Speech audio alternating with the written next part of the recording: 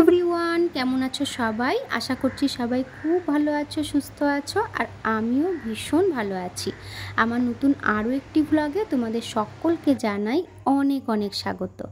আজকে হচ্ছে সোমবার, আর এখন ঘড়িতে বাজে প্রায় সকাল 6:30 মতো। আর আজকে জানো তো একটু সকাল সকাল ঘুম থেকে উঠে পড়েছিলাম। আর যেহেতু সকালবেলা ঘুম থেকে উঠে পড়েছিলাম, তার জন্য আমার রান্নাঘরের সমস্ত কাজ কমপ্লিট। আর সকালবেলা ঘুম থেকে উঠে দেখছি যে এরকম বৃষ্টি শুরু হয়ে গেছে। তো সকাল সকাল বৃষ্টি দেখে না মনটা ভীষণ খারাপ হয়ে গেছে। আর তারপরেই হঠাৎ করে মনে পড়লো, আরে আজকে তো কৃষ্ণের জন্মাষ্টমী, তো কম বেশি বৃষ্টি তো হবেই। যেহেতু আমরা প্রত্যেকেই কম বেশি সবাই জানি যে শ্রীকৃষ্ণের জন্মাষ্টমীর দিন প্রচণ্ড ঝড় তুফান হয়েছিল। তো রান্নাঘরের কাজ শেষ করে আমি ঠাকুর ঘরটা মুছে নিয়ে ঠাকুরের বাসনগুলো মেজে নিলাম। প্রত্যেক বছর ছোট করে হলেও আমি কিন্তু জন্মাষ্টমীর পুজো করি। তো আজকে জানো তো ছাদে গিয়েছিলাম ঠাকুরের বাসন মাজতে। আর ছাদে গিয়ে দেখি আমাদের বাড়ির উঠোনে একটা নিম গাছ আছে।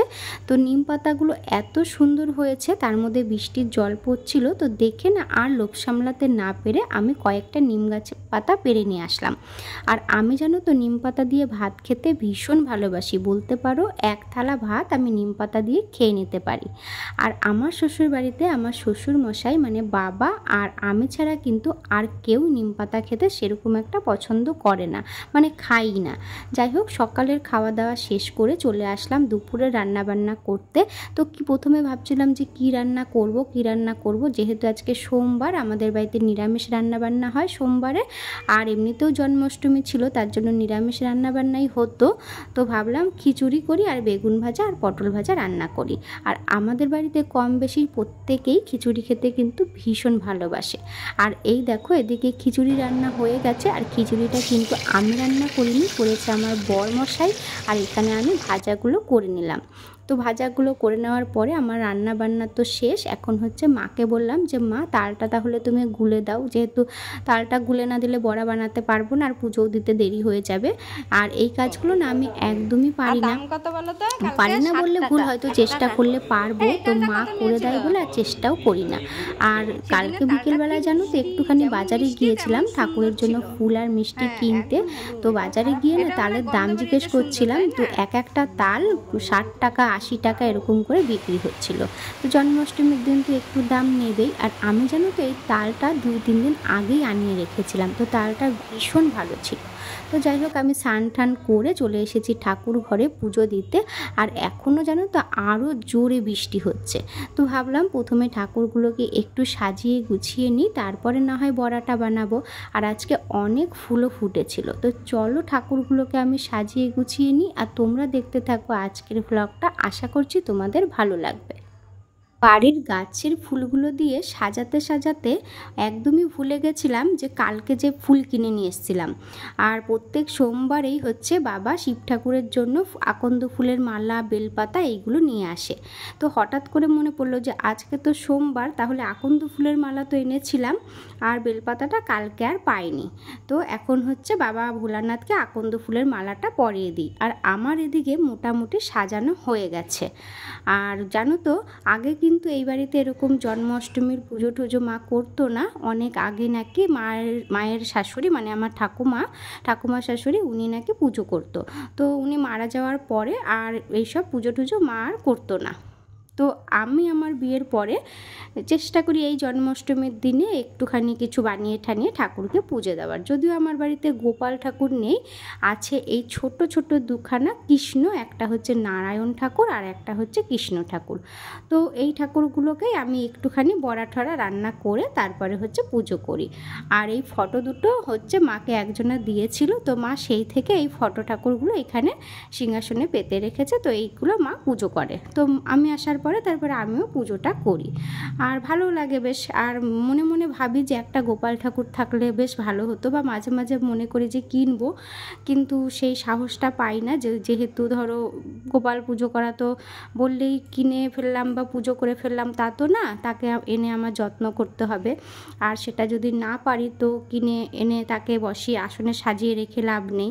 তো যাই হোক, তোমাদের সাথে কথা বলতে বলতে এদিকে আমার ঠাকুরগুলো সিংহাসন পুরো সাজানো হয়ে গেছে, ঠাকুরকেও সাজানো হয়ে গেছে। আর এদিকে যত বেলা বাড়ছে তত হচ্ছে বৃষ্টির জোরও বাড়ছে। তো কি আর করা যাবে। তো চলো এবার তালের বড়াটা বানিয়ে ফেলি।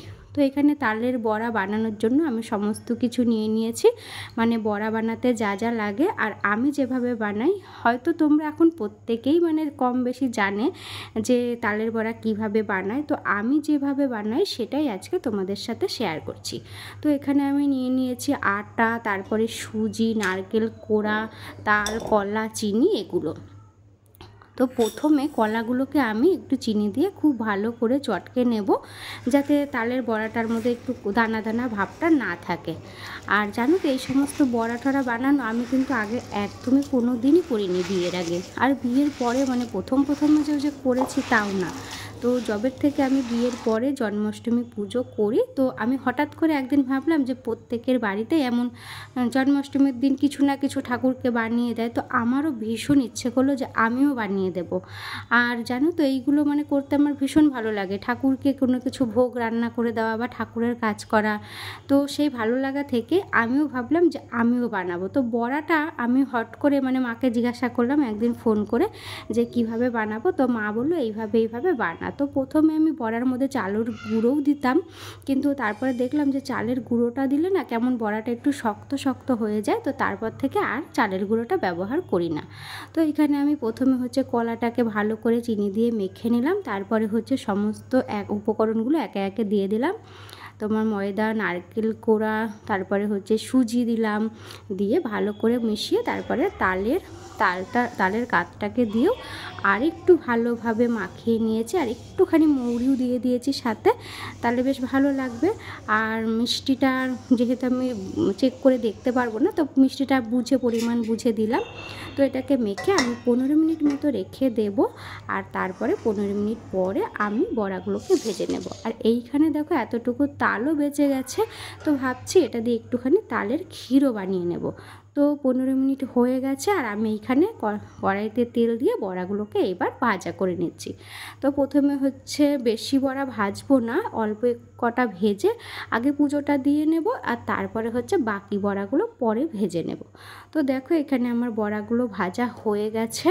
আর চলো তাহলে এবার ঠাকুর ঘরে যাই আর পুজোটা দিয়ে নিই। আর তোমরা কিন্তু অবশ্যই জানিও যে আজকের ব্লগটা তোমাদের কাছে কীরকম লাগলো, আর যদি আজকের ব্লগটা তোমাদের ভালো লেগে থাকে তাহলে প্লিজ একটা লাইক করে দিও, আর শেয়ার করতে ভুলে যেও না।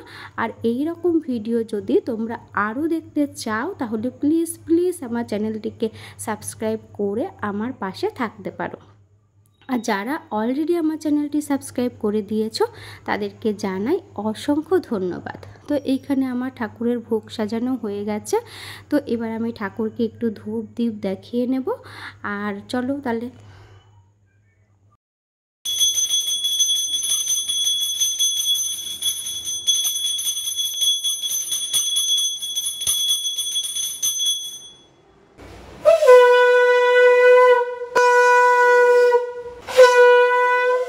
তো এবছরের মতো তো আমার জন্মাষ্টমী পুজো কমপ্লিট। আর তোমরা কিন্তু অবশ্যই জানিও যে তোমরা কে তোমাদের বাড়িতে জন্মাষ্টমীর পুজো করলে, কার বাড়িতে গোপাল ঠাকুর আছে, আর আমার পুজো তোমাদের কীরকম লাগলো সেটাও কিন্তু অবশ্যই জানিও।